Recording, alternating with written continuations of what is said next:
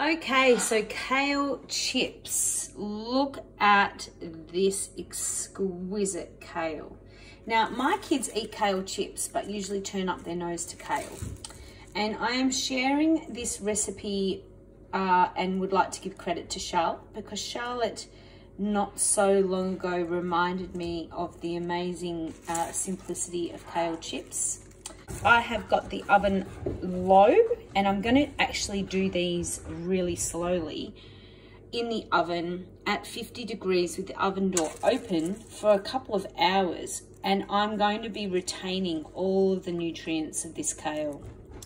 Really high in minerals, really powerful nutritionally.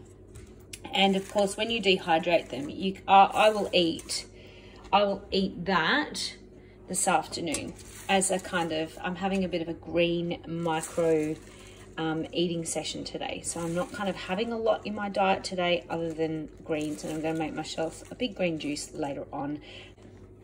So it's really simple. All you need is kale stripped off its stems like this. And I've got kombucha here, really strong kombucha, home brewed kombucha, but you can use apple cider vinegar. And that just kind of gives it a really nice tart. I probably won't use all of that for that. I'll probably just use maybe 2 tablespoons of that. We've got some hemp dukkha. I usually do put some sort of seasoning on it. We've got olive oil, salt and pepper, and brewer's yeast, which gives it this beautiful kind of nutty, seasoned flavor.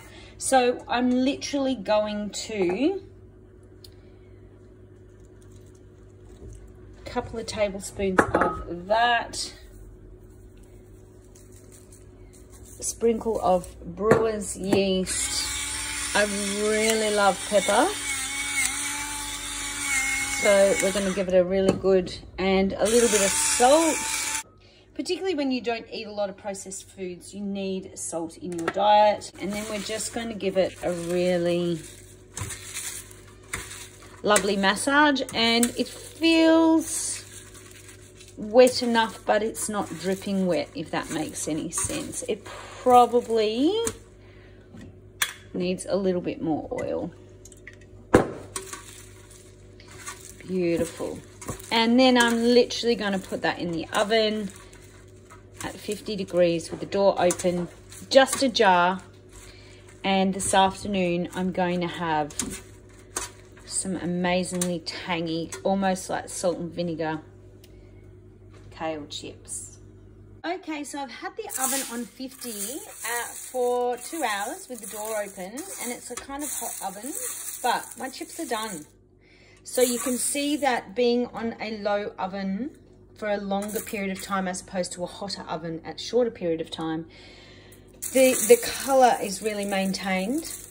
And that's because the enzymes, all the active enzymes in this plant are in this medicinal, look at it, it's stunning.